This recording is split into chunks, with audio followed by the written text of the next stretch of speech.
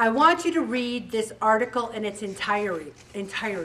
This is Ellen McCauley at Pray It Off in Syracuse, New York. How to lose weight when you don't know where to start, according to a dietitian. One of the best things I did in session 30 was go to a registered dietitian, which I'm still going to. And if you have a registered dietitian that says to you, you will never lose weight, you'll get to a set point because you're old, then you drop them like a hot potato. One of our members told me that their registered dietitian said that to them. Because it's not true. We can readjust our set point, which means how you weigh 150, 150, 150, 150. You can do some things to change to get to 140. And you can also change the way you look at certain things, eat more protein, eat more fiber. You can change your metabolic rate, but it's not fast. Nothing is fast. So you have to embrace the long game. If you need to go to a professional, you might say, I don't qualify for a registered dietitian. Well, your regular doctor or your physician's assistant, if you say to them, hey, I want to lose a little weight. You got a diet here? Do you recommend something? See what they say. If you have adult onset diabetes, if you have high blood pressure, if you have high cholesterol, I'm finding if your BMI is pretty high, insurance will pay for a registered dietitian. I highly recommend you do that. Also, I recommend that you don't weigh in every day because your body's going to change. Here's what I say you do. You come to Pray It Off on Thursday night, you weigh in, you live your life, you try to do good, you come the next Thursday, you weigh in. Because I've said this how many times? 1,000,000. I don't care what you weighed buck naked this morning. I don't care what you weighed at your doctor's this afternoon. Do not tell me, because this is the only thing. I don't do the tenths. I don't do 0.6, 0.2, 0.3. I don't pay attention because I would go crazy doing that. My registered dietitian said, anyone you weigh in, Ellen, after 5 o'clock, you take 2 pounds off for the food and water they ate that day and for their clothes. So if you weigh 174, I'm writing down 172.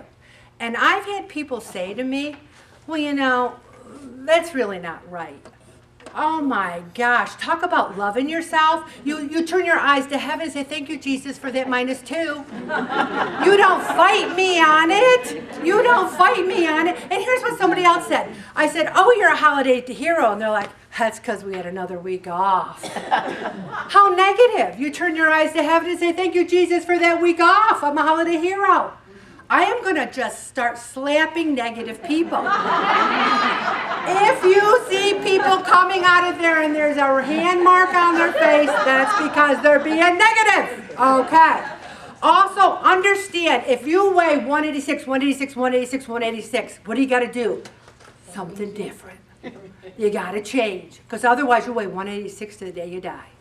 Okay? You got to eat less. You got to move more. You got to eat more protein. I want the food log. Some of you people, I can go around and say, good food log, bad food log, bad food log.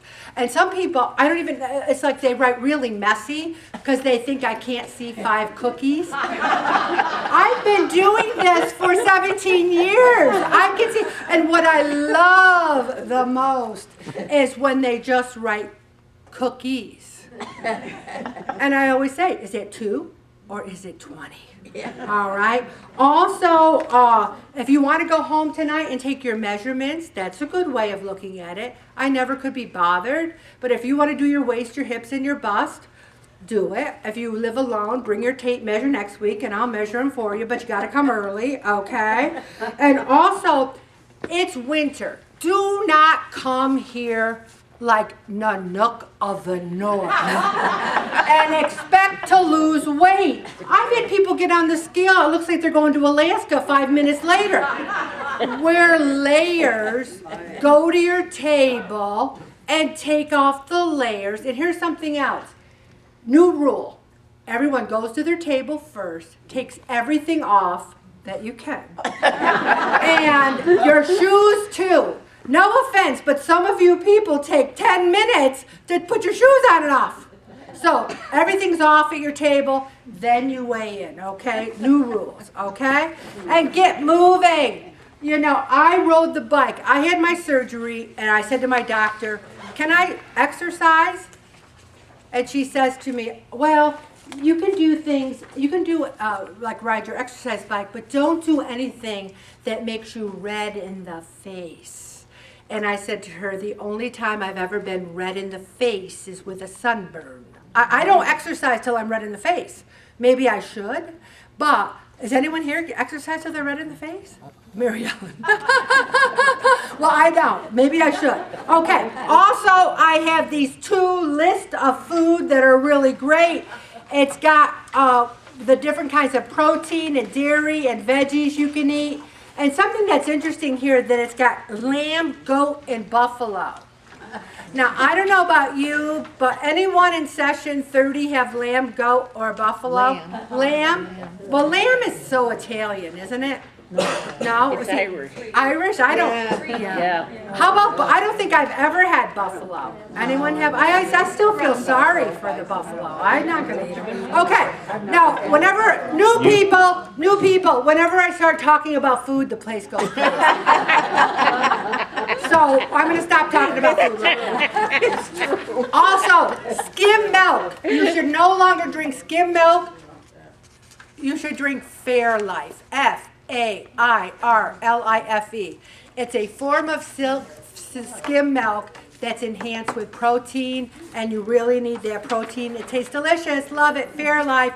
No talking. Also, one thing that I've been having lately is a piece of Ezekiel toast, which is a high protein bread with mushed avocado and a poached egg on it. Kind of want to like marry it. That's how good it is, okay? I'm going to stop right there, Bobby.